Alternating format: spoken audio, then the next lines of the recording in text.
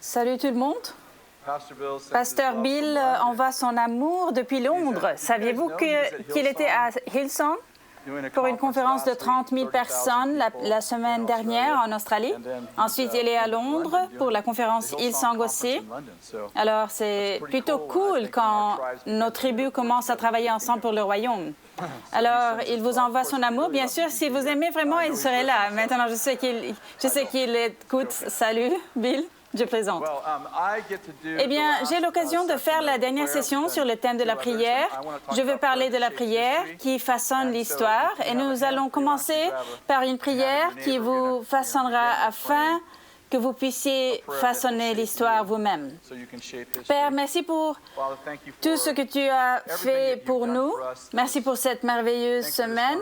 Seigneur, nous prions pour que tu nous ouvres les yeux sur l'autorité que tu nous as donnée en Jésus-Christ pour modeler et façonner l'histoire, pour être des architectes culturels qui courbent l'histoire vers le roi et son royaume. Amen. Je veux parler de la responsabilité divine de l'humanité pour prendre notre autorité divine et diriger la terre.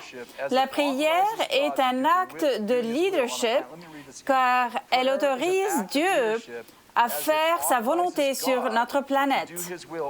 Maintenant, qu'est-ce que ça veut dire? Veuillez passer au chapitre 1 de la Genèse et je veux juste commencer à poser les bases de ce que Dieu a pour nous en tant que croyants et en tant qu'humains. Genèse, chapitre 1, verset 26. Puis Dieu dit, faisons l'homme à notre image, à notre ressemblance, qu'il domine sur les poissons de la mer, sur les oiseaux du ciel, sur le bétail, sur toute la terre et sur tous les reptiles qui rampent sur la terre. Dieu créa l'homme à son image, il le créa à l'image de Dieu. Il créa l'homme et la femme. Dieu les bénit et leur dit, reproduisez-vous, devenez nombreux, remplissez la terre et soumettez-la, dominez sur les poissons de la mer, sur les oiseaux du ciel et sur tout animal qui se déplace sur la terre. Et je ne sais pas comment vous dominez les poissons, mais ma femme fait un assez bon travail pour les attraper. Pardon. Je lui ai acheté un bateau il y a environ 2 mois et lors de son premier voyage, elle a attrapé 212 poissons en 4 heures. Elle est repartie 2 ou 3 jours plus tard et elle a attrapé 152 poissons. Je suis sortie avec elle il y a environ 2 semaines et je n'en ai rien attrapé. Donc, je ne suis pas très bon en ce qui concerne l'autorité sur les poissons, mais j'aime les manger. Ce que je veux dire, c'est que Dieu a donné à l'homme l'autorité sur la terre. Le psalmiste a écrit, « Le ciel appartient à l'Éternel, mais il a donné la terre aux hommes. » Et dans le chapitre 3 de la Genèse, vous vous souviendrez de l'histoire du serpent.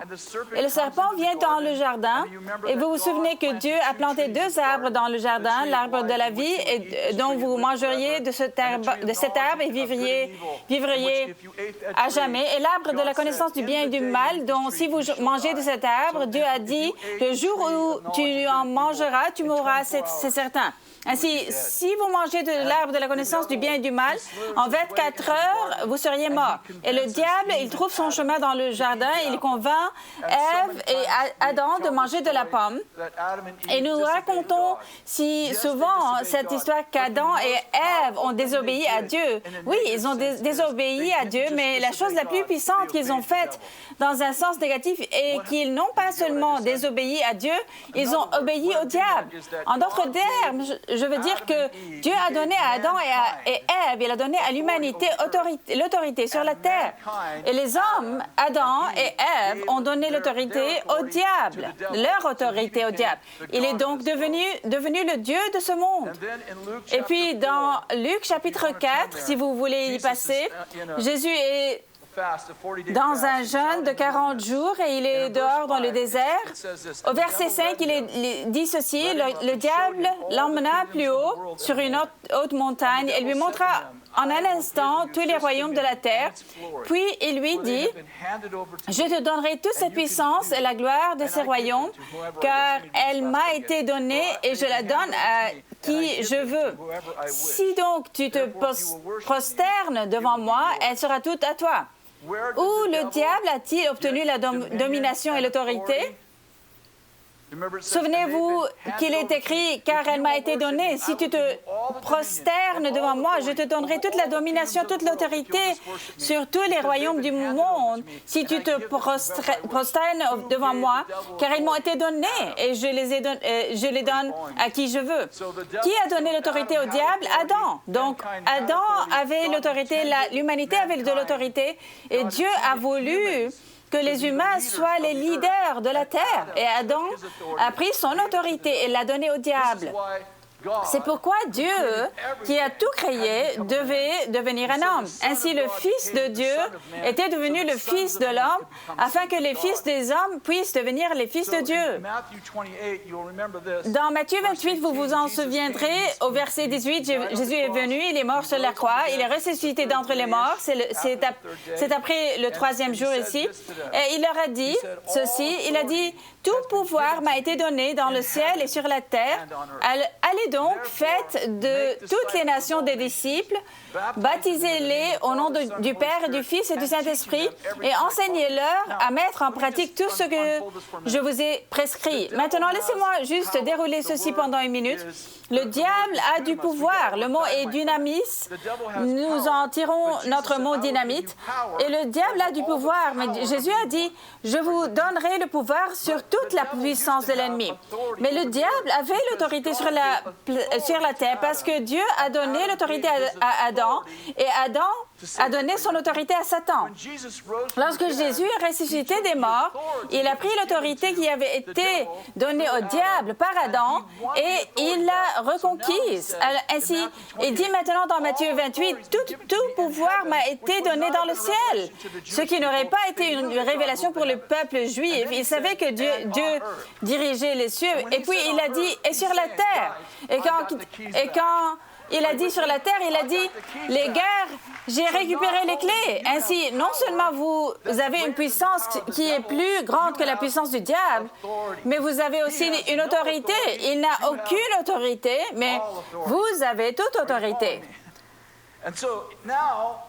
Quel est le point?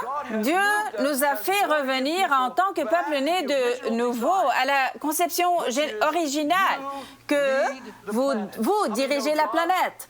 Dieu est en charge, mais il ne contrôle pas. Les gens détestent cette déclaration. Ce n'est pas moi qui en suis à l'origine. Dieu est en charge, mais il ne contrôle pas. Si Dieu contrôlait tout, il n'y aurait pas de meurtre, il n'y aurait pas de viol, il n'y aurait pas d'avortement, il n'y aurait pas de mal, car si Dieu était en charge et contrôlait la situation, Dieu prendrait le contrôle des êtres humains, mais Dieu laisse les êtres humains en charge de la planète. Donc, maintenant, il est important que nous réalisions que lorsque nous sommes nés, avant de connaître Christ, nous sommes nés de peu inférieurs à Dieu. Mais lorsque nous avons reçu Jésus-Christ, nous sommes devenus nés de nouveau. 2 Corinthiens 5,17 dit, si quelqu'un est en Christ, il est une nouvelle créature. Il y a deux mots grecs pour le mot « nouveau ». L'un signifie que vous avez une nouvelle voiture et l'autre est le mot « prototype ». Vous savez ce que signifie un prototype? Le premier de son genre, c'est le mot prototype ici, ça signifie jamais créé auparavant. Lorsque vous recevez Jésus-Christ, vous n'êtes pas seulement un être humain, vous êtes une nouvelle créature. Vous êtes une créature qui n'a jamais honoré la planète auparavant. Et l'un de vos avantages est que vous vivez dans une double dimension. Vous vivez sur la terre et au ciel. Vous êtes en fait né de nouveau, et quand vous êtes né de nouveau, vous avez été élevé. Quand vous êtes né de peu inférieur aux anges, en anglais, mais quand vous êtes né de nouveau, vous êtes né plus supérieur aux anges. Hébreux 1 dit, les anges sont au service de ceux qui vont hériter du salut. Vous avez donc l'aide des anges. Vous n'êtes pas seulement né de nouveau, vous avez une aide angélique. Les anges écoutent vos prières. Ils répondent en fait à vos prières et accomplissent vos prophéties. C'est une bonne parole là. Donc, dans le chapitre 2 d'Éphésiens, verset 6, il est dit, il nous a ressuscités en parlant de Jésus-Christ et fait asseoir avec lui dans les lieux célestes en Jésus-Christ. D'accord. Je voudrais parler un peu de cette histoire de troisième ciel. Je partageais une partie de cela au Congrès il n'y a pas si longtemps. Je parlais à tout un grand nombre de membres du Congrès de diriger depuis le troisième ciel plutôt que depuis le premier ciel. La Bible parle dans Genèse 1, Dieu créa le ciel et la terre. Ce ciel est le ciel que vous pouvez voir. Nous l'appelons le monde visible. Donc, vous vivez dans le premier ciel. Nous vivons tous dans le premier ciel. Toutes les choses que nous voyons, Dieu les appelle le premier ciel. Et puis le chapitre 6 d'Éphésiens dit, ce n'est pas contre l'homme que nous avons à lutter, mais contre les puissances, contre les autorités, contre les souverains dans les cieux, dans les lieux célestes. Il parle de 4 principautés différentes qui sont contre nous, qui sont dans les lieux célestes. Dans des lieux célestes. Il n'y a pas de démons dans le ciel de Dieu, n'est-ce pas? C'est ce que nous appelons donc le deuxième ciel. Maintenant, vous pouvez lire la Bible et il n'y a pas de place dans la Bible qui dit qu'il y a un deuxième ciel. Il dit simplement qu'il y a un troisième ciel. S'il y a un troisième ciel, donc, il doit y avoir un premier ciel et un deuxième ciel, n'est-ce pas? C'est ce que Paul a dit dans la Bible avec beaucoup de force quelque part. Il a dit dans 2 Corinthiens, chapitre 12, verset 2, il dit, Paul a dit, « Je connais un homme qui a été enlevé jusqu'au troisième ciel et a entendu des paroles inexprimables. » Et puis, nous constatons qu'il parlait de lui-même. Le fait est que Paul a dit, j'ai été emmené au troisième ciel. En d'autres termes, nous sommes nés dans le premier ciel, il y a une guerre dans le deuxième ciel et nous sommes faits assis dans le troisième ciel. Maintenant, écoutez ce qui est dit dans Éphésiens chapitre 1 sur ce ciel. Chapitre 1 sur ce ciel. Christ est assis au-dessus de toute domination, de toute autorité, de toute puissance, de toute souveraineté et de tout nom qui peut être nommé, non seulement dans le monde présent, mais encore dans le monde à venir. Verset 22, il a tout mis sous ses pieds. Il a donné pour chef suprême à l'Église, qui est son corps, la plénitude de celui qui remplit tout en tous. Quel est le point? Il utilise cette métaphore et il dit, il nous a mis au-dessus de toute domination, de toute puissance, de tout nom qui peut être nommé, et il les a mis sous vos pieds. Satan est un nom, et que ce nom est sous vos pieds. Satan vit dans le deuxième ciel, vous vivez dans le premier et le troisième ciel, n'est-ce pas? Vous savez, le défi est que vivre du troisième ciel ou les lieux célestes, comme le dit la Bible, nous sommes assis dans des lieux célestes avec Christ. Je pense que lorsque cela passera d'une théologie et d'une philosophie à une réalité, cela changera votre destin. Le défi est que nous avons l'autorité du troisième ciel, que nous utilisons souvent dans la réalité du premier ciel. Nous faisons des humains nos ennemis. Je veux vous dire quelque chose. Le diable déteste les démocrates. Il les déteste. Il déteste aussi les républicains. Il déteste les indépendants. Il déteste les Russes. Il déteste le peuple juif. Il déteste les Noirs, les Blancs. Il suffit de nommer un humain et il les déteste. Il n'a pas d'amis sur Terre. Vous ne comprenez même pas cela, n'est-ce pas?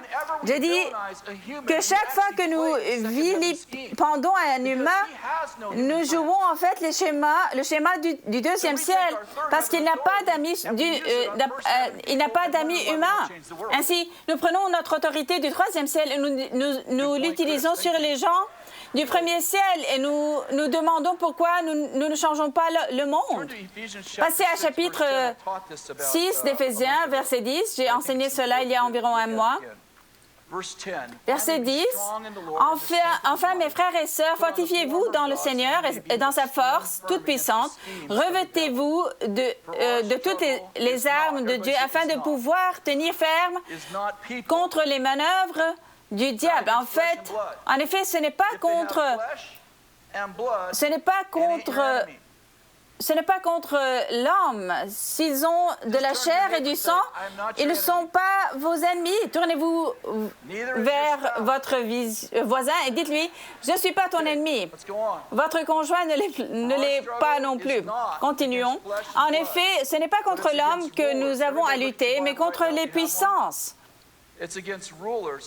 C'est contre les puissances. Tout le monde regarde sa Bible maintenant, si vous en avez une.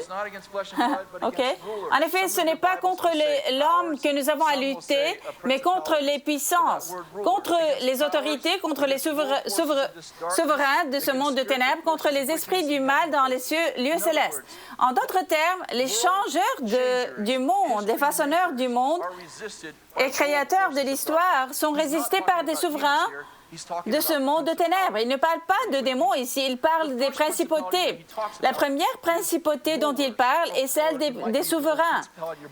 En d'autres termes, en effet, ce n'est pas contre l'homme que nous avons à lutter, mais contre, quel que soit ce mot qui est dans votre Bible, c'est en fait le mot grec « origine ». C'est le mot grec « origine », entre guillemets. Donc, d'accord. Maintenant, permettez-moi d'expliquer quelque chose. Dans la plupart de nos cultures, nous appelons les gens par leur nom. Nous aimons le nom de John, Henry, Mary, Jane. Le nom n'est généralement pas significatif, mais dans le domaine des esprits, Dieu nomme les noms des esprits en fonction de l'effet qu'ils ont sur l'humanité. Par exemple, vous rappelez-vous quand le garçon sourd-muet a rencontré Jésus et que Jésus a chassé un esprit sourd-muet? Saviez-vous qu'on l'appelait l'esprit sourd-muet? Pourquoi a-t-il été appelé sourd-muet? Parce qu'on lui a donné le nom de l'effet qu'il a eu sur les humains. Alors ainsi, lorsque Dieu appelle cette principauté origine, il parle de l'effet que ce prince a sur l'humanité. Ou dans ce cas, globalement, parce qu'il s'agit d'un prince sur le monde. Il questionne les origines des choses. Maintenant, cela va vous sembler insensé, mais suivez avec moi une minute. Dans Philippiens 4:15, Paul a écrit ceci. Vous le savez vous-même, Philippiens, au début de la prédication de l'Évangile, les 4 mots début de la prédication sont le seul mot grec origine. Entre guillemets. Vous êtes du genre, OK, je suis complètement perdu. Laissez-moi vous expliquer. Paul a dit, quand je suis venu chez vous, Philippiens, j'ai prêché les origines de l'Évangile. Je vous ai donné les fondements du royaume afin que vous puissiez voir le royaume à travers les origines réelles qui sont la première intention de Dieu, ses commencements. Que fait l'esprit d'origine? Il redéfinit les origines de Dieu. Par exemple, avez-vous vraiment été façonné à l'image de Dieu?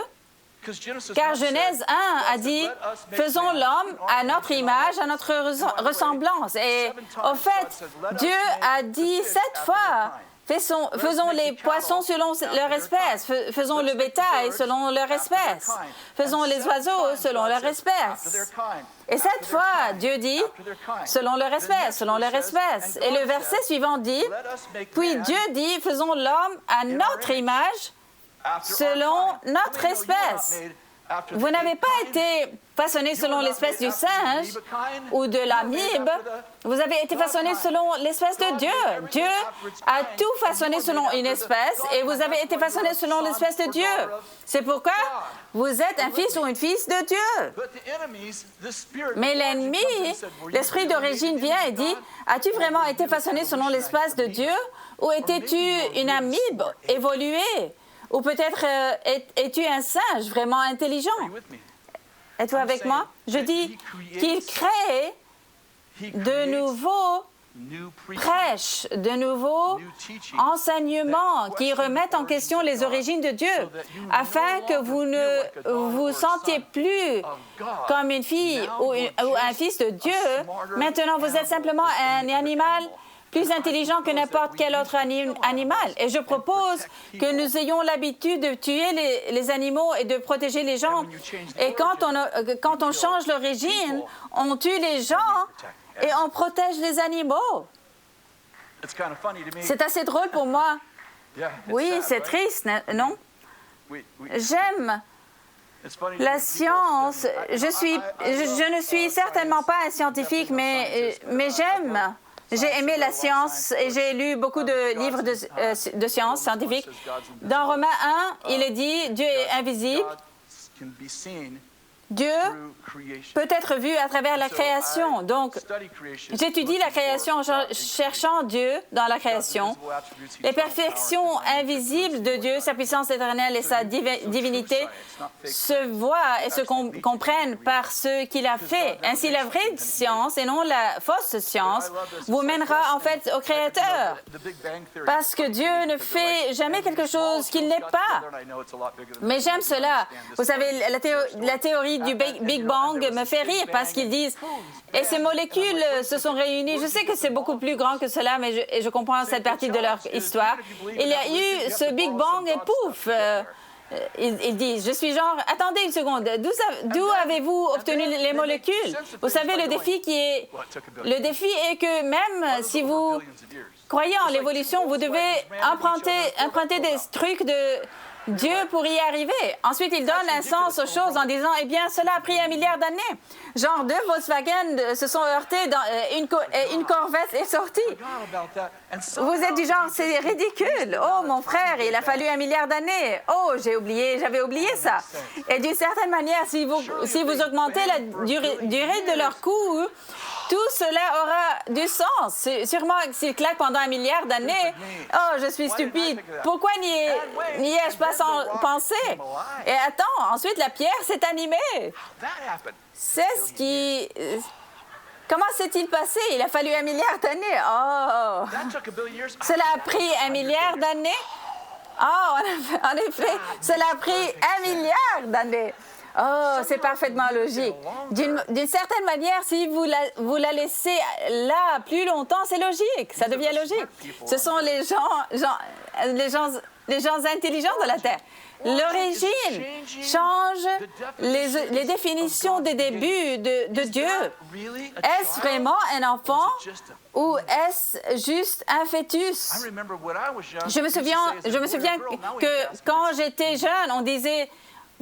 c'est un garçon ou une fille? Et maintenant, nous devons nous demander si c'était un humain.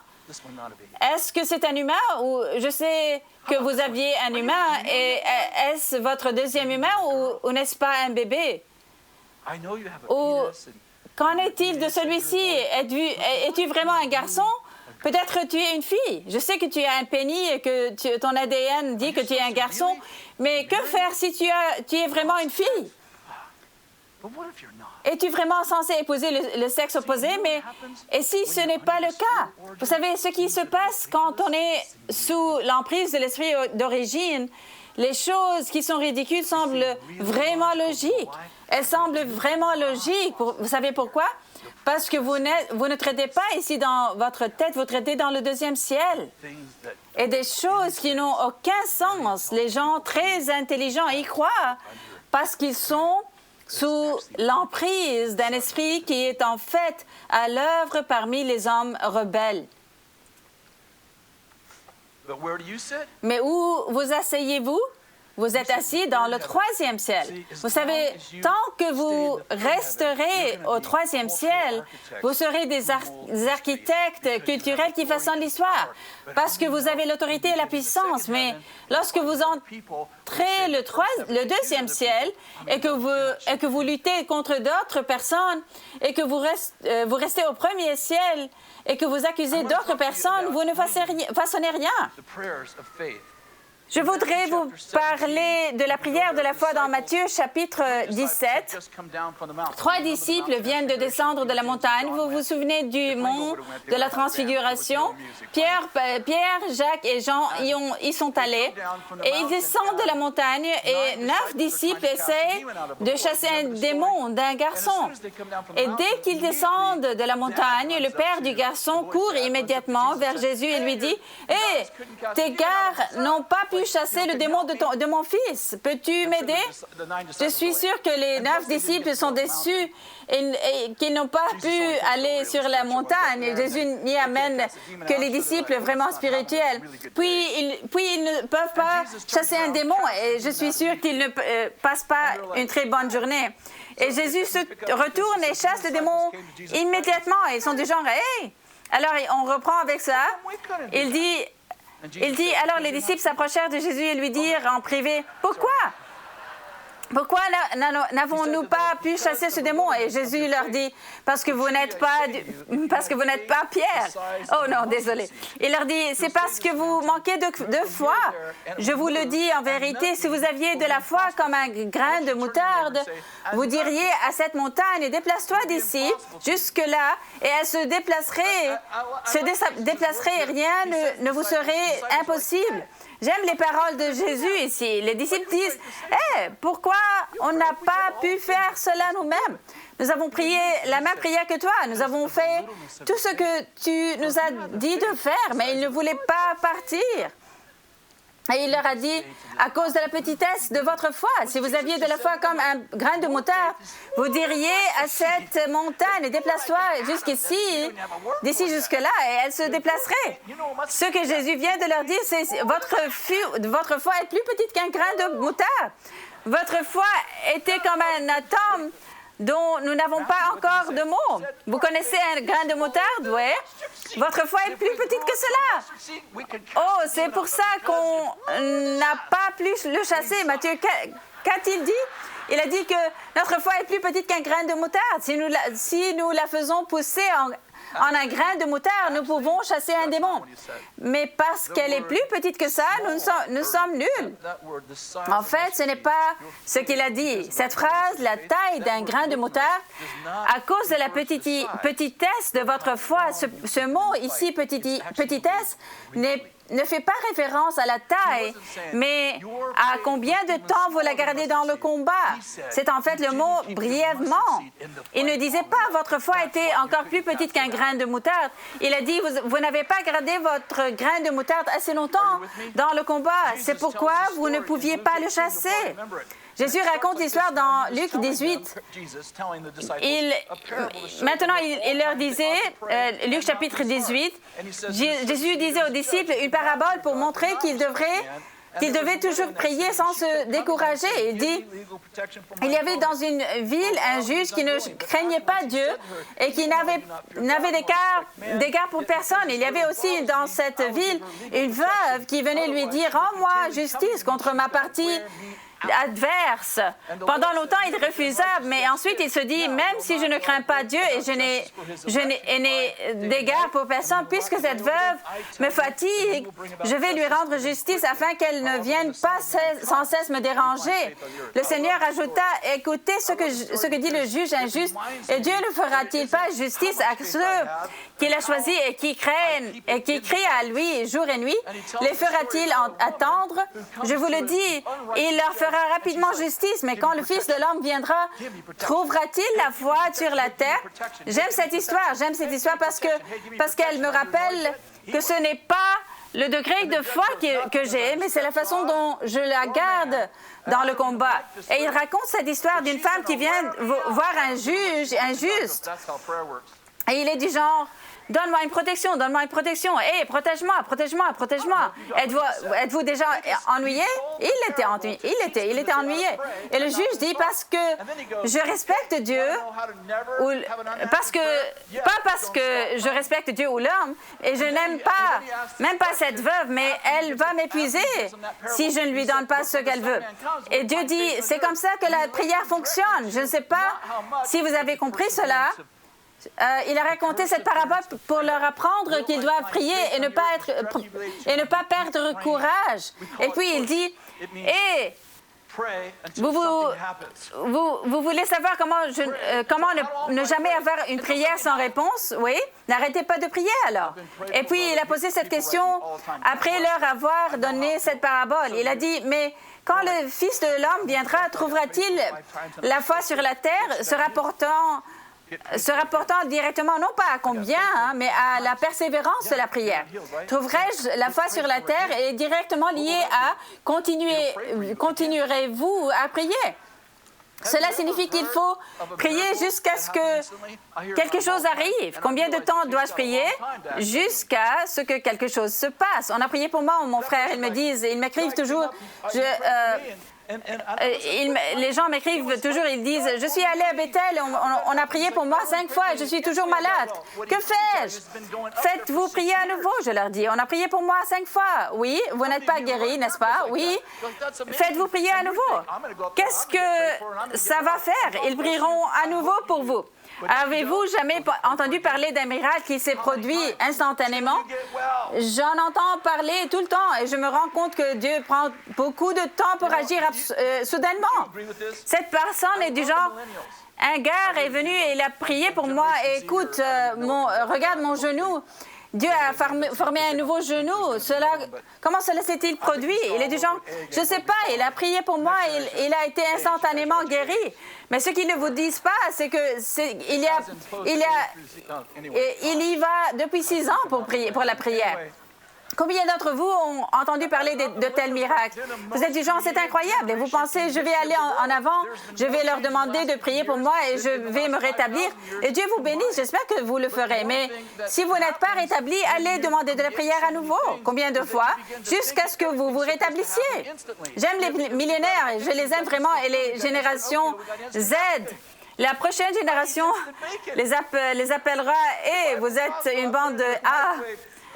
J'aime les millénaires, c'est la génération la plus créative de l'histoire du monde. Et il y a eu plus de changements au cours des 50 dernières années qu'au cours des 5000 dernières années réunies. Mais une chose qui se produit quand on crée tant de choses, c'est qu'on commence à penser que tout est censé se produire instantanément.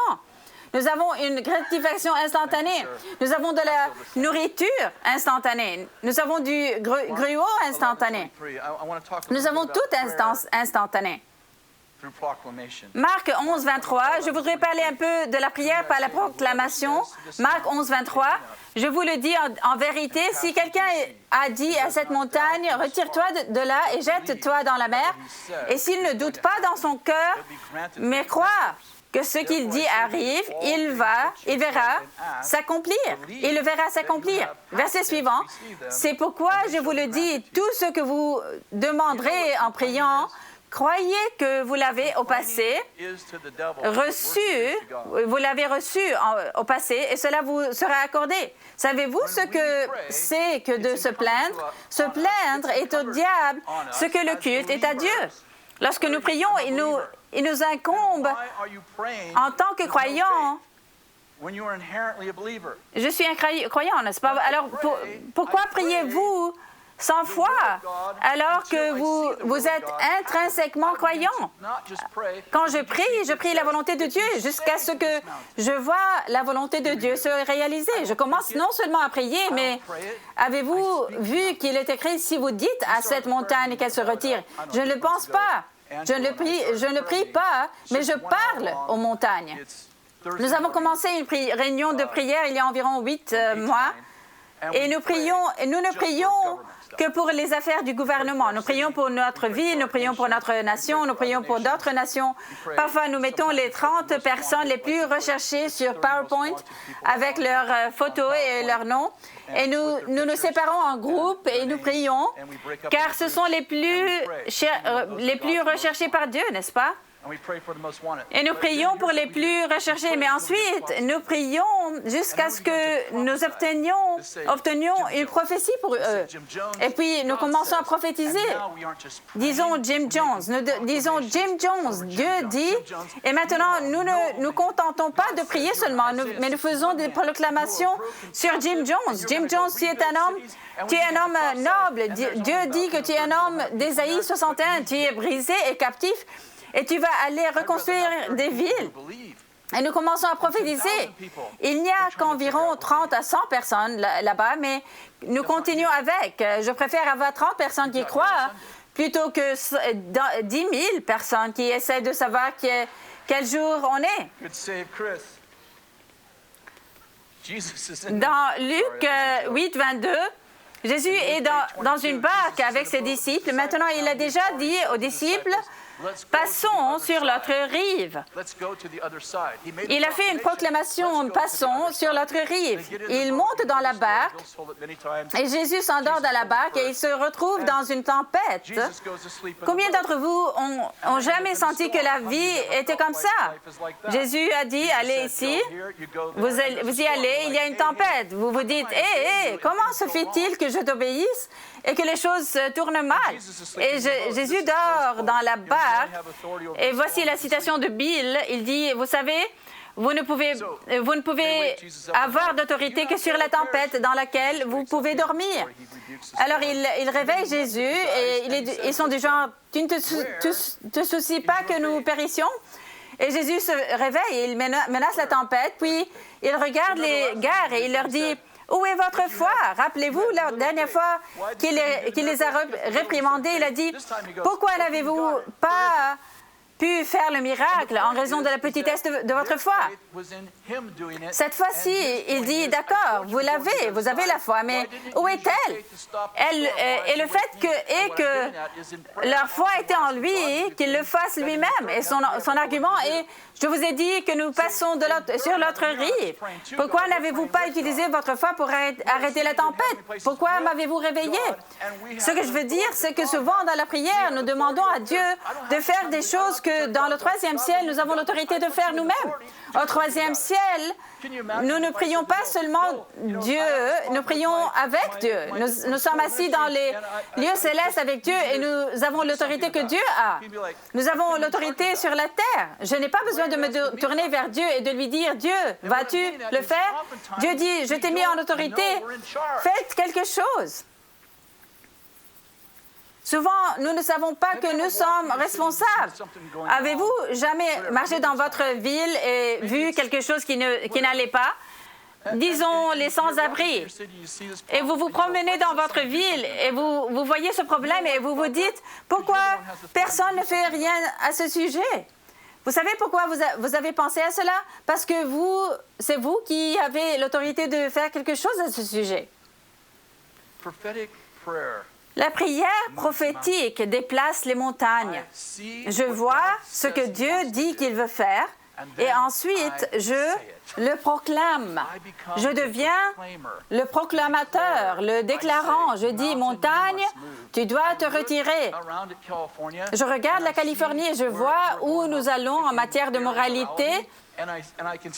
Et je peux rester ici dans vous savez, mon premier ciel. Oh non, regardez tous ces gens immoraux, ils prennent le contrôle de la terre. Oh mon Dieu, les choses sont terribles. Mon Dieu, que vas-tu faire à ce sujet? Et il me dit, je l'ai déjà fait, je t'ai mis dans les lieux célestes. Ce n'est pas mon problème, c'est ton problème. Mon Dieu, quand vas-tu faire quelque chose à propos des gens immoraux qui prennent le contrôle de la Californie? J'ai fait quelque chose, il me dit. Je t'ai fait déménager en Californie. Mais Dieu, ils me font peur. Que se passera-t-il s'ils ne m'aiment pas? Eh bien, ils ne m'ont pas aimé à moi. Et ça s'est bien terminé. Je suis mort pour le monde. J'ai récupéré les clés et je te les ai données. Dans 1 Timothée, chapitre 1, verset 18, Paul écrit à Timothée, il lui dit, « Timothée, mon enfant, voici l'instruction que je t'adresse, conformément aux prophéties faites précédemment à ton sujet, t'appuyant sur elles, combat le bon combat. » Timothée, je veux te rappeler les prophéties qui ont été prononcées sur toi, afin que par elles, par les prophéties, tu combats le bon combat. Je me souviens, il y a des années, j'ai fait une dépression nerveuse qui a duré 3 ans et demi.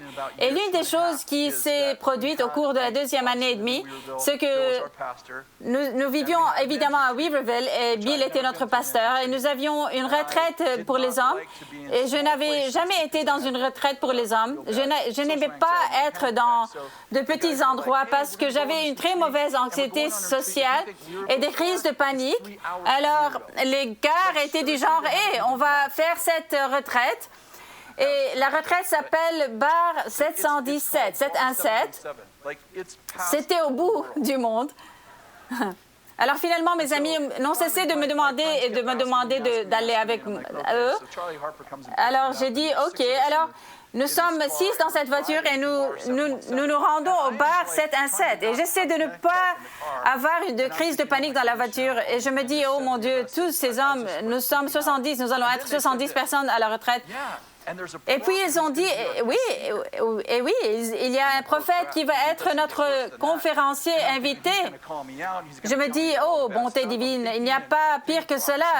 Et je me dis, il va me rappeler, il va m'appeler, me parler de toutes les mauvaises choses auxquelles je pense, cela va être mauvais.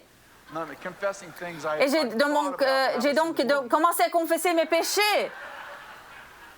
Les péchés que j'ai faits dans l'utérus. Nous arrivions au centre de retraite, nous arrivons à la séance et je suis assis tout au fond et je suis la dernière. Je suis là derrière et je prie du genre, Dieu, s'il te plaît, ne le laisse pas m'appeler. S'il te plaît, s'il te plaît. Et je confessais tout ce que je pouvais confesser. Et donc, Dick Joyce, le prophète, se met devant et il ouvre sa Bible et il dit, je pense que je dois d'abord servir quelques personnes. Et je me dis, oh, pas moi, s'il te plaît. Et puis il me regarde et me dit, toi, au fond, viens ici. Et il nous appelle, moi et Charlie Harper. Et je pense qu'il a d'abord prophétisé sur Charlie. Et je suis assis là, et je suis trempé jusqu'aux sous-vêtements de sueur.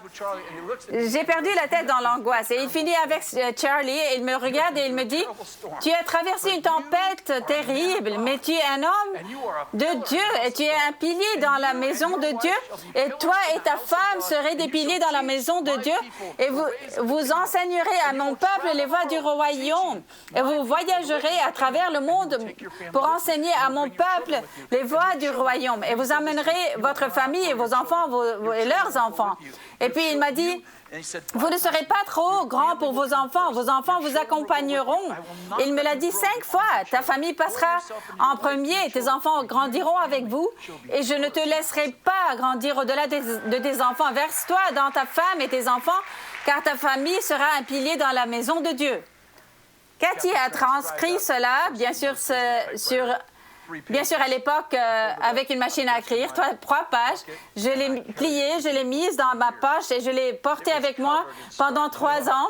Elle était couverte de sueur, vous savez. Chaque fois que j'avais une crise de panique, c'est-à-dire plusieurs fois par jour, je l'emportais avec moi dans la salle de bain et je la lisais. Tu n'es pas une mauviette, tu n'es pas un bol de gelée, tu es un pilier dans la maison de Dieu, tu seras un enseignant dans la maison de Dieu. Ta famille enseignera avec toi, ils seront des piliers dans la maison de Dieu. Qu'est-ce que je faisais? Je prenais la parole prophétique qui a été prononcée sur moi et je l'utilisais pour combattre le bon combat. Dieu ne fait pas seulement cela dans notre vie personnelle, mais dans notre vie professionnelle et dans nos vies et nos nations. Mais, au temps de Daniel, qui avait été fait prisonnier par Nebuchadnezzar et Babylone, les Babyloniens entrèrent dans Jérusalem, ils ont battu les Israélites au combat, et ils ont démoli le magnifique temple de Salomon et ils ont emmené tout le peuple comme prisonnier de guerre dans un pays étranger. Mais vous savez ce qui s'est passé? Ils ont emporté Daniel. Et vous savez ce que Daniel a fait? Il est à Babylone, mais il ouvre ses fenêtres vers Jérusalem et il prie 3 fois par jour. Vous savez ce qu'il prie? Avez-vous jamais pensé qu'est-ce que Daniel priait 3 fois par jour? Il priait Ésaïe 45, qui a été écrit 100 ans. Écoutez ça, 100 ans avant la naissance de Cyrus, Daniel prie Ésaïe 45. Et que dit Ésaïe 45? Il y aura un roi, il s'appellera Cyrus. Je vais lui donner des trésors cachés dans des lieux célestes de l'obscurité. Vous savez ce qui est intéressant? Il a prophétisé cela avant que Daniel ne sache qu'il y avait un homme nommé Cyrus. Daniel fait cette prière. Vous savez quoi d'autre il prie? Il prie la prière de Jérémie 29. Jérémie a prophétisé que le peuple de Dieu serait emmené pendant 70 ans, mais la 70e année, un homme nommé Cyrus les laisserait partir. Et devinez qui sert Cyrus en cette 70e année? C'était Daniel. En la 70e année, la Bible dit que Daniel lisait Jérémie et il a remarqué que Jérémie a dit que la 70e année, il laisserait partir le peuple de Dieu. Le livre de Daniel dit que et Daniel vit qu'ils étaient en la 70e année. Il a prié vers Jérusalem pendant 70 ans. Et puis il a réalisé, je ne veux pas juste prier. Nous sommes aujourd'hui dans la 70e année. Je dis qu'il ne s'agissait pas seulement de prier. Il fallait qu'il aille voir Cyrus et lui disent mais ton nom est dans le livre et c'est la 70e année. Salut, adieu, laisse-nous aller. Non seulement Cyrus a laissé partir le peuple, mais ce qui n'a pas été prophétisé, c'est que Cyrus allait payer pour toute la reconstruction du temple. Il a fait infiniment au-delà de tout ce que vous demandez ou pensez. Voici où je veux en venir. Vous ne changez pas seulement votre histoire par des déclarations prophétiques, vous changez notre histoire avec vos déclarations prophétiques. Ce matin, alors que j'étais à l'avant, un de nos leaders est venu me voir pendant le premier culte et il m'a dit « J'ai eu cette vision de toi » et tout le monde avait les mains tendues et ouvertes et tu tenais une épée à chacun et il était écrit « faiseur d'histoire » dessus. Et il a dit « Je ne pense pas que tu ne fais que prêcher, je pense que tu équipes les saints pour façonner l'histoire. » Alors j'aimerais que vous mettiez vos mains ouvertes comme ça devant vous. Je crois que cette déclaration prophétique est vraie. Je crois que je vais vous équiper dès maintenant avec quelque chose que vous n'avez pas. Non pas parce que je suis spécial, mais parce que je suis loin de Dieu aujourd'hui. Donc maintenant, loin de Dieu va vous donner une épée et vous allez prendre cette épée et vous allez façonner l'histoire avec elle. Seigneur, nous libérons des épées dans cette salle. Pas des épées pour couper les oreilles des gens ou pour attaquer les humains, mais une épée du Seigneur pour lutter contre les principautés démoniaques, pour façonner l'histoire vers le roi et son royaume, pour vaincre l'ennemi sur son propre terrain et commencer à façonner l'histoire vers le royaume et son roi, jusqu'à ce que les royaumes de ce monde deviennent les royaumes de notre Dieu et l'histoire devient son histoire. Amen. Et que tout le monde dise, je reçois cela pour moi-même.